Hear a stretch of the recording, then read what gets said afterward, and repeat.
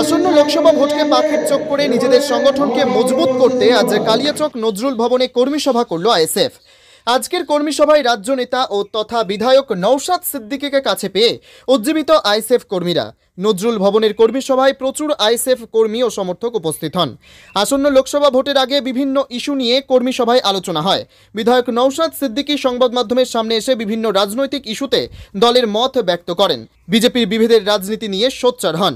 এছাড়াও কংগ্রেস বিগত ৬০ বছরে কিছুই করেনি বলে তিনি দাবি করেন। ব্যুরো রিপোর্ট, এসটিভি নিউজ, সময়ের সাথে সত্যের সন্ধানে। দক্ষিণ মালদায় লোকসভা কেন্দ্রের বিভিন্ন স্তরের কর্মীদেরকে নিয়ে একটা কর্মী সভা। আগামী দিনে আমরা দক্ষিণ মালদায় প্রার্থী দেওয়ার মনস্থির করেছি।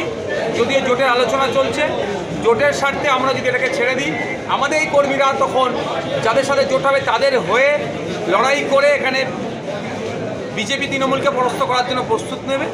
অন্যথায় আমরা আগামী দিনে আমাদের এই কর্মী সমর্থকদেরকে নিয়ে এখান থেকে জিতে যাতে পার্লামেন্টে জনগণের জনপ্রতিনিধি পাঠানো যায়, যে প্রতিনিধি গঙ্গা ভাঙন থেকে শুরু করে শিক্ষা, স্বাস্থ্য, কর্মসংস্থানের কথা পার্লামেন্টে তুলে ধরবে, জনগণের জনপ্রতিনিধি হবে, তাকে পাঠাবার জন্য এখান থেকে আমরা একটা প্রস্তুতি গ্রহণ করলাম। দক্ষিণ মালদা কিন্তু তবে প্রার্থী আপনি দিচ্ছেন। এখন জোটের আলোচনা একটা পর্যায়ে চলছে, যদি জোটের সমাপ্ত হয়ে যায় আগামী দু একটা দিনের অপেক্ষা করবো, কারণ অপেক্ষারও তো একটা সময় থাকে। কারণ এখানে বিজেপির কর্মী, বিজেপির প্রার্থী অলরেডি প্রচার শুরু করে দিয়েছেন, তৃণমূলের প্রার্থী শুরু করেছেন, কংগ্রেসের প্রার্থী শুরু করে দিয়েছে। আমরা ক্রমশ পিছিয়ে যাচ্ছি। কয়েকটা দিন অপেক্ষা করবো, যদি জোট হয়ে যায় ভালো, নাহলে আমরা প্রার্থী ঘোষণা করবো। গোটা বাংলায় আপনার কত আসনে প্রার্থী দেওয়ার সংকল্প নিয়েছেন? দেখুন, অলরেডি 8টা দিয়ে রেখেছি। জোটের স্বার্থে 8টাতেই সীমাবদ্ধ থাকতে চাইছি। যদি জোট মনে করে আমাদেরকে, জোটের আরও যে দুটো দল আছে, বড় দুটো দল আছে, যদি মনে করে যে আমাদেরকে সাইড লাইন করার চেষ্টা করে, কর্নার করার চেষ্টা করে, ওই 3টে 4টে যদি সীমাবদ্ধ রাখে, তখন আমাদের কিন্তু সিট সংখ্যা 8-এর জায়গায় ডবল হতে পারে, তারও বেশি বাড়তে পারে। সামনে তো ভোটের লড়াই, কি দেখছেন? বাইনারি পলিটিক্স করার চেষ্টা হচ্ছে। বিজেপি ধর্ম নিয়ে রাজনীতি করছে, আর অবিজেপি দলগুলো এই বিজেপির ধর্মের রাজনীতিটাকে সামনে রেখে ভোট চাইছে। এই বাইনারি পলিটিক্স আমরা করতে দেবো না। আমরা চাই মানুষের রুজিরুটির কথা হোক। পেটে খিদে আছে আর মুখে ধর্ম করছে, পেটে খিদেটাকে পূরণ করতে হবে। ধর্ম স্থানে যাবে, থাকবে। ধর্মকে সম্মান আমরা প্রত্যেকেই দিই। রিলিজিয়াস প্র্যাকটিস করার, এক্সারসাইজ করার তো রাইট আছে আমাদের, কিন্তু ওই বিজেপির ভয় দেখিয়ে ভোট যারা লুট করতে চাইছে সেটা হতে দেওয়া যায় না।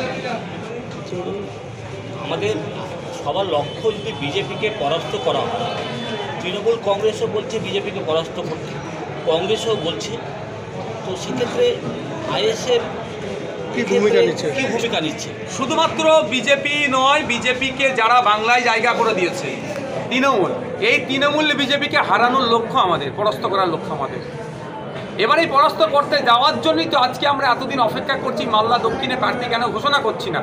যদি ঐক্যবদ্ধ হয়ে আমরা লড়াই করতে পারি, ঐক্যবদ্ধ করার ভূমিকা নিচ্ছি। কিন্তু কতদিন ঐক্যবদ্ধ করার ভূমিকাতে থাকবো বলুন না? আমাদেরও একটা সময় আসছে, আমাদেরও কর্মী সমর্থক আছে, আমাদের মানুষের আবেগ আছে, ভোটার আছে, তারাও তো অপেক্ষায় আছে। যদি জোট ডিক্লেয়ার হয়ে যায়, আমরা ফুল ফ্লেজে নেবে তাদের সহযোগিতা করব।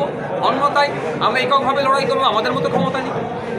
রাজ্য এবং কেন্দ্র বিরুদ্ধে প্রধান অভিযোগ আপনাদের, স্বৈরাচারী বিজেপি সরকারকে পরাস্ত করতে হবে, আর দুর্নীতিগ্রস্ত তৃণমূল কংগ্রেসকে পরাস্ত করতে হবে। একজন স্বৈরাচারী, দুর্নীতিগ্রস্ত, একটা চাকরিটাকে চুরি করে কী অবস্থা রাজ্যের করেছে, এরকম মানুষ কোনো অংশে পিছিয়ে যাচ্ছে না। দুটি দুর্নীতিগ্রস্ত দুটো দলকেই পরাস্ত করতে হবে। Thank you.